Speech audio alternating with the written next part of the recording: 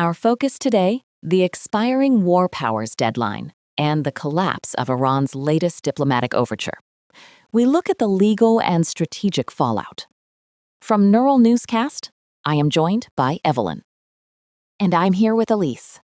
The 60-day clock mandated by the War Powers Resolution has officially run out regarding current United States military operations in the Middle East.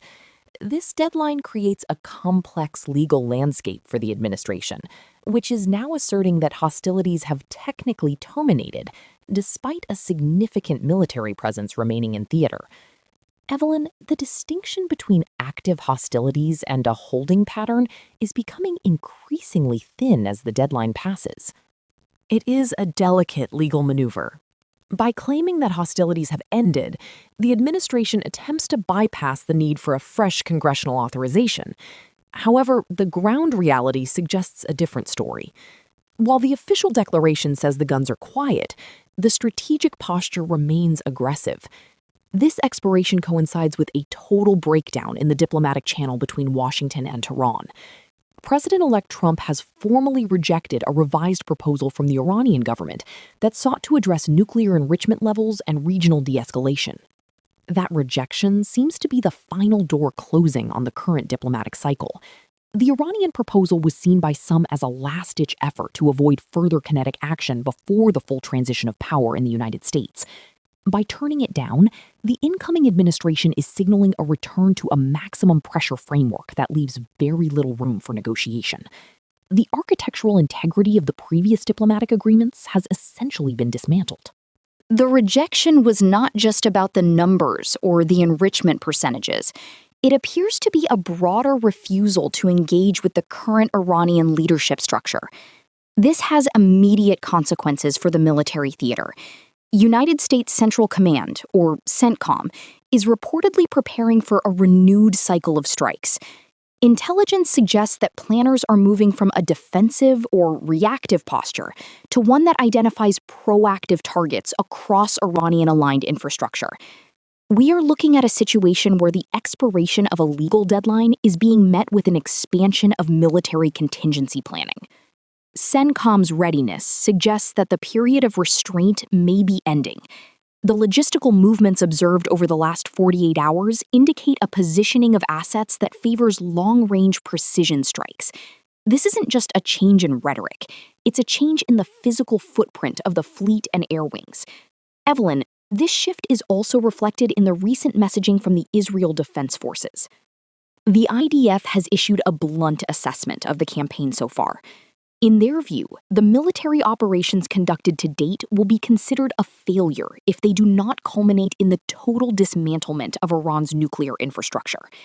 They are moving away from the idea of containment or slow degradation.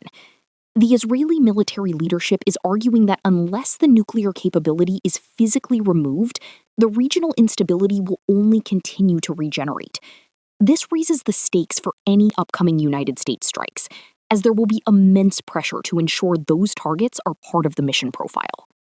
It is a high-stakes demand for total dismantlement, which is a significant escalation from previous objectives of delay or deterrence. If the IDF views anything less as a failure, it puts the United States in a position where military coordination must either align with that total objective or risk a strategic schism.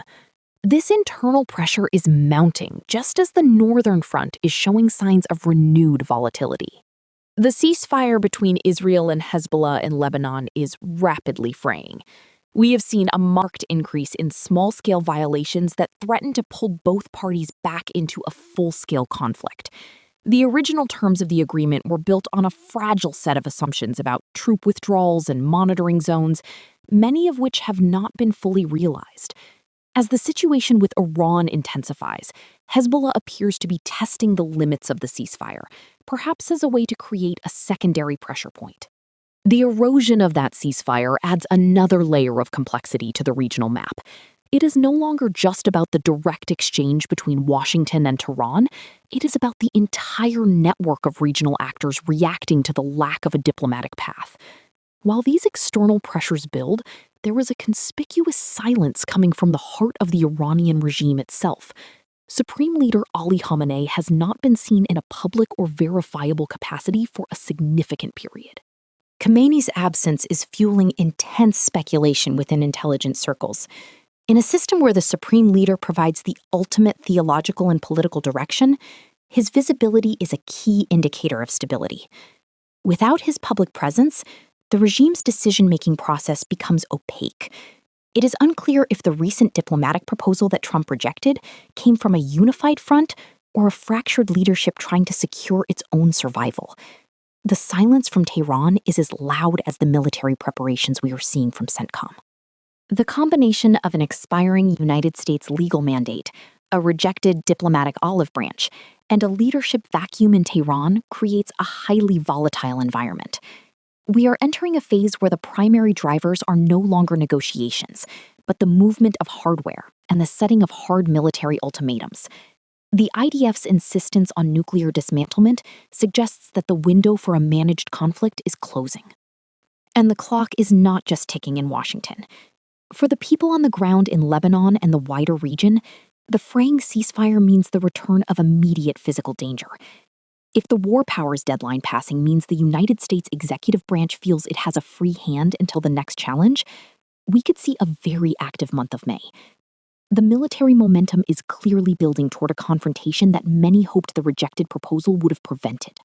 As we watch the transition of power continue in the United States, the regional actors are clearly not waiting for the inauguration to settle their scores. The strategic map is being redrawn by the day. We will continue to monitor the movements of the fleet and any official word regarding the status of the Iranian leadership. The intersection of legal deadlines and military readiness is where we find ourselves. The coming days will likely clarify whether the administration's claim of terminated hostilities can hold against the reality of renewed strikes.